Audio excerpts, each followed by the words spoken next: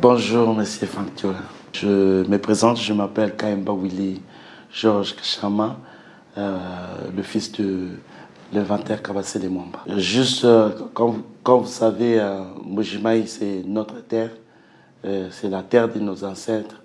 Et nous avons les investissements que papa nous a laissés sur place.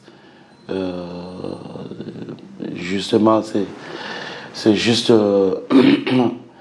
l'objet de mon voyage vers Mbuji-Mayi pour voir tous ces investissements, on est à quel niveau. Je suis revenu plusieurs fois et puis je crois la dernière fois c'était il y a 2 ans passés. Et vous habitez où? Nous habitons sur l'avenue Bonzola, non loin de la cathédrale. Aussi, je dirais aussi c'est pas loin de la zone Miba. Parle-nous un peu de votre père. C'est qui Kabasele Pousse-Café? Kabasele Pousse-Café, c'est un Congolais fils du pays, fils de Mbuji-Mayi, c'est là ses origines, nos origines aussi. C'est quelqu'un qui est parti du néant avec ses savoirs pour aboutir à des inventions très réputées au niveau national tout comme au niveau international. Et il a fini par des unités de production, dont une unité de production au niveau de Kinshasa, avec une capacité de 2500 bouteilles par heure. Une autre unité de Mbuji-Mayi, l'unité de Mbuji-Mayi, c'était beaucoup plus pour la fabrication de l'eau douce. Je crois qu'il a été le pionnier, le premier à se lancer sur ce secteur-là de l'eau minéralisée. Aujourd'hui, à un certain moment, le Congo a connu beaucoup de faillites et tout, et ça n'a épargné personne. On en a connu aussi. Alors, voilà, nous voici maintenant des retours pour retourner encore chez nous. Dans ses premières inventions, M. Kabasele Mwamba s'était lancé plus sur la production de boissons. C'est la transformation de fruits nationaux de Domama pour les transformer à de vins. On a connu le vin de Matundu. Ceux qui connaissent Matundu Tondolo, comme on appelle chez nous, à Lingalo on appelle ça Matondolo, mais chez nous on appelle ça Matundu. Il a eu à transformer Matundu que nos mamans maraîchères cultivaient à de vin pour l'exploiter pour des fins internationales. Alors il a eu à fabriquer aussi de vin de mandarine, de vin de pamplemousse. Mais parmi toutes ces inventions de liqueurs, c'est lui qui est allé très loin, alors plus loin, jusqu'à niveau international. C'était plus notre liqueur fabriquée à base de café qu'on a appelé Pousse-Café. Pousse-Café a connu de bons moments, bon temps. Et Pousse-Café a donné aussi de l'emploi à beaucoup de gens. Mais en dehors de cela, M. Kabasele a eu à fabriquer des parfums de haute gamme, de haute qualité, d'où on a été dans plusieurs expositions sur le plan international en France, en Italie, aux États-Unis. Je me rappelle avoir notre stand, je me rappelle, j'ai encore des photos, où on a eu la fille du président Mitterrand, ex-président de la France, qui a eu à visiter notre stand avec beaucoup d'appréciation. Mais M. Kabasele aussi, vers sa fin, il a eu à inventer des médicaments pour traiter des plaies incurables. Il a eu à inventer aussi un médicament qu'on appelait Supoudre pour ceux qui avaient problème de gastrite et de l'estomac comme ça.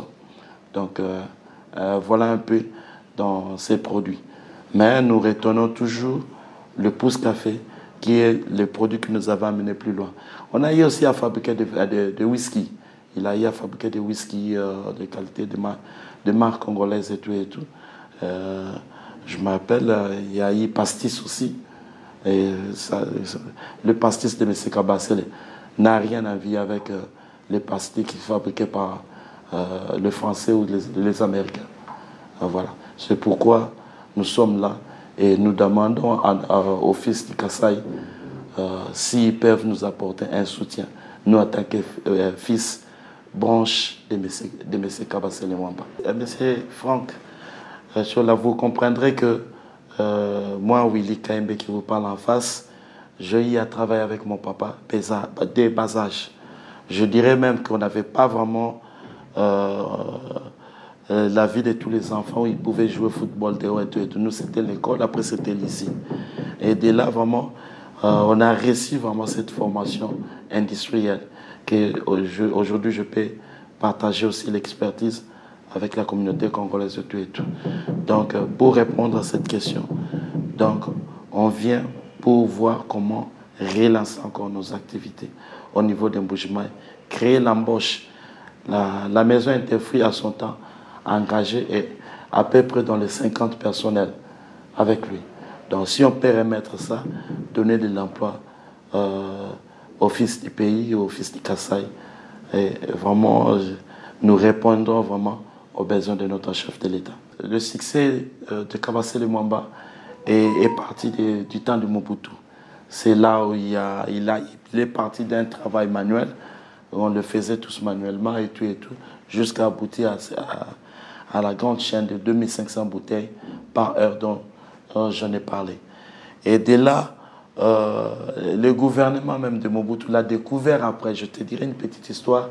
Pendant qu'on produisait, on fabriquait, il y a eu une réunion, je crois, avec le président français, François Mitterrand, qui devait être récit sur place ici à Kinshasa.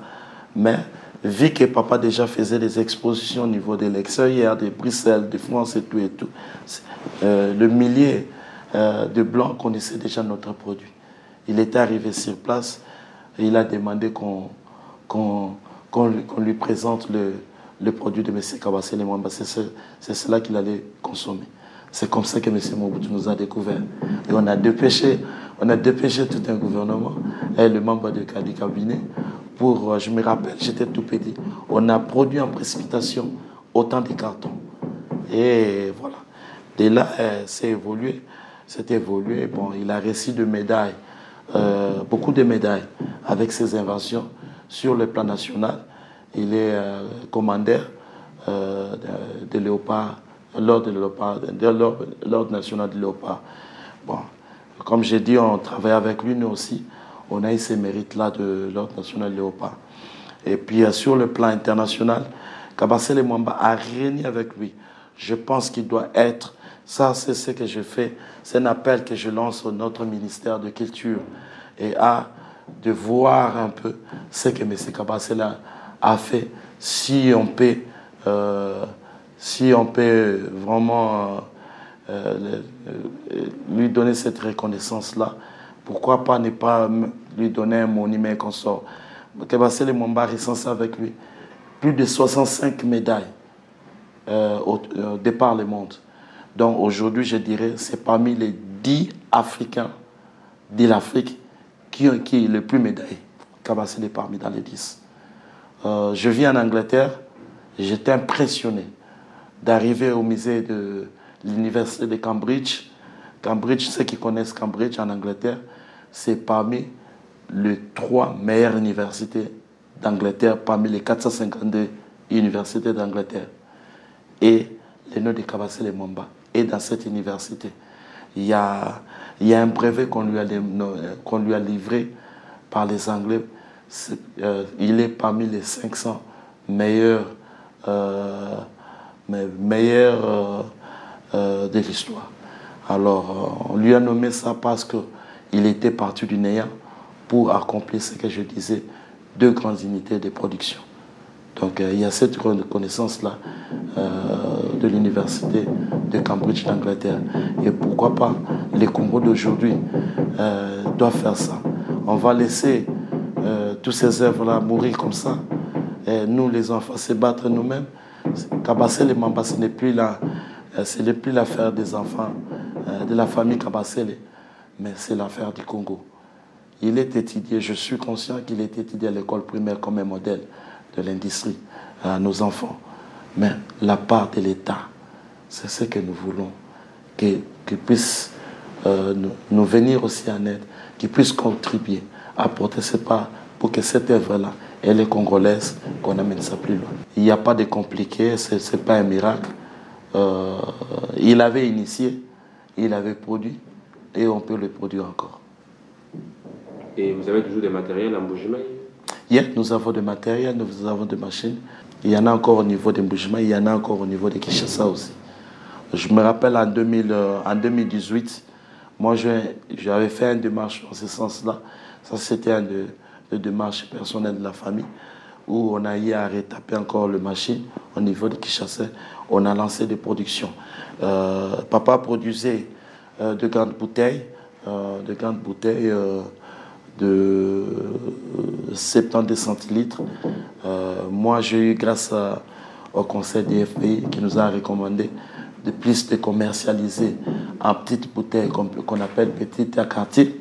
C'est le même conseil que FPI a donné à la Bralima, tout comme Inibra. Quand ils produisent les petites bouteilles, ce sont des conseils qui venaient de l'FPI. Et j'ai eu à produire ça. Et j'ai des champions avec moi. Malheureusement, la commercialisation n'avait pas évolué comme j'en voudrais. Et là, on compte encore répondre. Bon, Kabassel, c'est un homme d'affaires en premier lieu. Il n'est pas politique, il n'a jamais voulu la politique. Alors, en tant qu'homme d'affaires, l'homme d'affaires a toujours tenté de multiplier ses activités. Comme tantôt, je te disais, il était dans la boisson, il était dans le parfum, et il a mouvé aussi dans le médicament.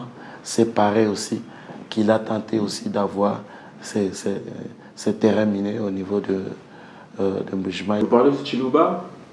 J'en parle un peu. Ok. J'en parle. Où est-on? Juste ça. Ouais, bien. Nous sommes en train de revenir sur... Nous sommes cette diaspora-là qui a encore les soucis de notre terre des ancêtres qu'on appelle Mbuji-Mayi. Nous sommes en train de revenir là-dessus. En revenant, j'ai trouvé un grand entrepreneur dans l'abbé Papa Gaston. Un grand entrepreneur. Je vis ses œuvres, je vis ses hôpitaux, je visitais sa ferme. En tout cas, c'est un modèle pour moi. Ça vous a inspiré? Ça m'a inspiré beaucoup.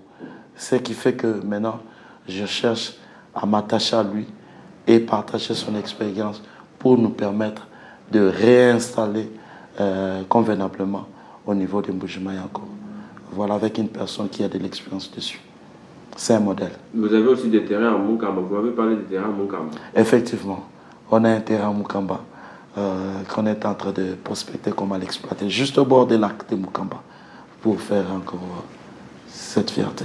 Bien que Kasaï soit enclavé, bien que Kasaï soit enclavé et dépendant très souvent de Kinshasa ou de Katanga, mais il y a de l'espoir. Avec la volonté du chef de l'État, je crois qu'il suffit que la Nationale 1, qu'on continue un peu cette route-là de Nationale 1 vers Katanga et puis venir entrer vers Mbuji-Mayi.